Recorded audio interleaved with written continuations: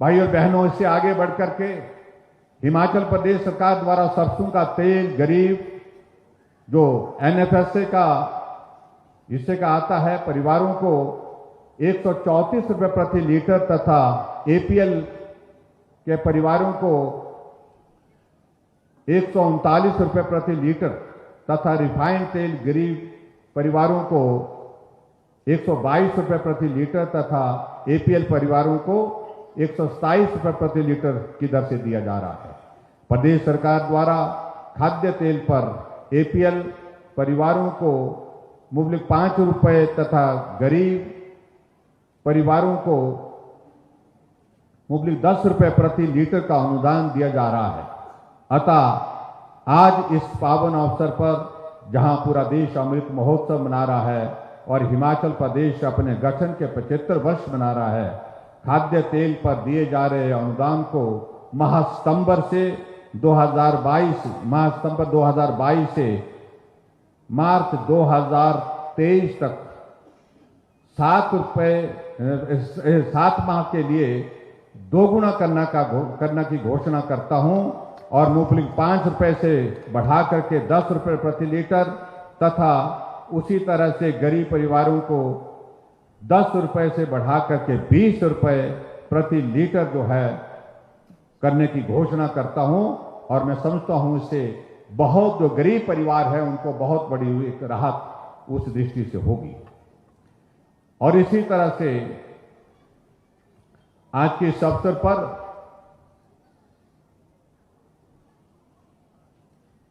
मुझे यह बताते हुए प्रसन्नता हो रही कि राष्ट्रीय शिक्षा नीति 2020 के अनुरूप प्रदेश में अभी तक 5000 राजकीय विद्यालयों में लगभग 50,000 बच्चे प्री प्राइमरी की शिक्षा ग्रहण कर रहे हैं। इससे जहां एक तरफ सरकारी प्राइमरी विद्यालयों में नामांकन में वृद्धि हो रही है, वहीं शिक्षा की गुणवत्ता में भी सुधार हो रहा है। अतः मैं घोषणा कर रहा हूं कि प्रदेश में चल रहे प्री प्राइमरी कक्षाओं में पढ़ रहे बच्चों की शिक्षा को सुदृढ़ करने के लिए प्री प्राइमरी शिक्षा नीति बनाई जाएगी। नीति के अंतर्गत शीघ्र ही आवश्यकता अनुसार प्री प्राइमरी शिक्षकों की भर्ती नियमानुसार की जाएगी। इस बात के लिए भी मैं आज घोषणा करता हूं। जो एनटीटी के हमारी बहनें हैं उन्होंने बहुत इस बात के लिए बहुत जोर से आग्रह भी किया था। और इसी प्रकार से हिमाचल के निचले एवं मध्य क्षेत्र में लोगों की आर्थिकी में भूमि और खैर उत्पादन एवं कटान की अहम भूमिका है। किसान अपने परिश्रम से अपनी जमीन पर वृक्षों का संवर्धन संरक्षण कर रहे हैं ताकि इसका लाभ उन्हें मिल सके। खैर के दोहन के लिए अभी 10 वर्षीय फैलिंग प्रोग्राम के कारण किसान को 10 साल की प्रतीक्षा करनी पड़ती है तथा काटने हेतु अत्यंत जटिल प्रक्रिया का सामना करना पड़ता है, जिस वजह से किसान को जरूरत के समय खैर विक्रय के फलस्वरूप वित्तीय लाभ नहीं हो पाता है। किसान हितैषी प्रदेश सरकार ने इन कठिनाइयों को ध्यान में रखते हुए निजी भूमि से खैर कटान की प्रक्रिया को सरलीकरण करने का निर्णय लिया है, जिसके अनुसार अब किसानों को 10 वर्ष की प्रतीक्षा नहीं करनी पड़ेगी तथा आवश्यकता अनुसार बाजार में खैर बेच पाएंगे। प्रदेश सरकार द्वारा किसानों के हित में पहले से ही वृक्षों की 19 प्रजातियों को 10 वर्षीय कार्यकाल से बाहर किया जा चुका है तथा अब यह निर्णय लिया गया है कि खैर को भी 10 वर्षीय कार्य प्रणाली से बाहर निकाला जाए। उक्त खैर कटान में माननीय सर्वोच्च न्यायालय का 10 वर्षीय फैलिंग प्रोग्राम के बारे में आदेश है। अतः 10 वर्षीय पातन कार्यक्रम फैलिंग कार्यक्रम 10 वर्षीय फैलिंग कार्यक्रम से छुटकारा पाने हेतु राज्य सरकार माननीय सर्वोच्च न्यायालय में अपील भी दायर कर रही है। और इसके साथ साथ में भाइयों और बहनों, प्रदेश में इस समय 2,25,000 कर्मचारी कार्यरत हैं। जिसमें सार्वजनिक क्षेत्र में उपक्रमों के कर्मचारी भी शामिल हैं। इसके अलावा पेंशनरों की कुल संख्या 1,90,000 के लगभग है, जिसमें सार्वजनिक क्षेत्र के उपक्रमों के पेंशन भी शामिल हैं। कर्मचारियों व पेंशनरों के हितों को ध्यान में रखते हुए मेरी सरकार ने दिनांक 1/1/2016 से वेतनमानों और पेंशन का रिवीजन किया, जिससे कर्मचारियों पेंशनरों को 3,500 करोड़ रुपए का लाभ मिला। पिछले 2 वर्षों में कोरोना के कारण प्रदेश की वित्तीय स्थिति खराब हुई है। इसके बावजूद मैं आज स्वतंत्रता दिवस के अवसर पर कर्मचारियों को पे रिवीजन एरियर की पहली किस्त देने की घोषणा करता हूं।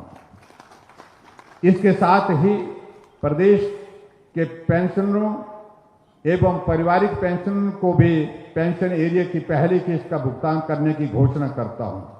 इस घोषणा से वेतन एवं पेंशन के एरियर भुगतान पर सरकार 1,000 करोड़ रुपए खर्च करेगी और इस घोषणा से 2,25,000 कर्मचारियों को तथा 1,90,000 पेंशनरों को लाभ होगा, जिसमें सार्वजनिक क्षेत्र उपक्रमों के कर्मचारी और पेंशनर भी शामिल होंगे।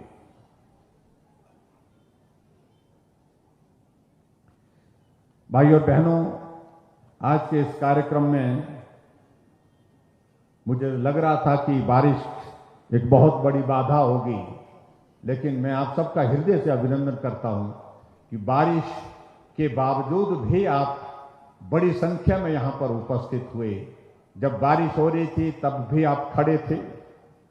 अब जब बारिश रुक गई है तो भी आप जो है यहां आज के इस कार्यक्रम का हिस्सा बन करके, जिनको बैठने के लिए स्थान मिला वो बैठे हैं, जिनको बैठने के लिए स्थान नहीं मिला हम क्षमा चाहेंगे, वो खड़े होकर के इस कार्यक्रम का हिस्सा बने हैं और अपना जो है अपनी भावनाएं व्यक्त कर रहे हैं। मैं एक बार फिर से भारत की आज़ादी के इस अवसर पर आप सभी को बहुत बहुत शुभकामनाएं देता हूं। क्षेत्र में स्वतंत्रता दिवस के अवसर पर आप सबको बहुत बहुत बधाई और पूरे हिमाचल प्रदेश के भाई बहनों को विशेष तौर से हमारा भी हिमाचल प्रदेश का गठन का 75 वर्ष का कार्यकाल पूरा हुआ है, उस अवसर पर भी बहुत बहुत बधाई और शुभकामनाएं। और आप सब लोग, हम सब लोग आगे बढ़ें, ये प्रदेश प्रगति की राह पर आगे बढ़े, उसके लिए मैं आप सबके बीच में सिर्फ इतना ही कहना चाह रहा हूं, आओ हम मिलकर के चलें। अभी बहुत सारी चीजें हमारे सामने जो लक्ष्य के रूप में है उनको हासिल करना है। ये हिमाचल भले ही छोटा प्रदेश, लेकिन यह प्रदेश शिखर पर है तो इसका विकास भी शिखर की ओर आगे तेजी से बढ़े। इस भाव के साथ हम आगे मिलकर के चलें, मिलकर के काम करें। हिमाचल के सर्वांगीण विकास के लिए हम सबके सब मिलकर के आगे बढ़ कर के काम करते हुए इस हिमाचल प्रदेश को और मजबूत करें। और यहाँ पर हम सब लोग अपनी उस भूमिका को निभाने के लिए अपने अपने स्थान में जिस रूप में मदद कर सकते हैं, सहयोग कर सकते हैं, उस सहयोग को दें।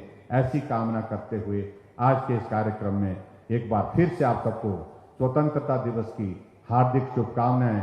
भारत माता की, भारत माता की, भारत माता की जय हिंद, जय हिंद, जय हिंद। बहुत बहुत धन्यवाद।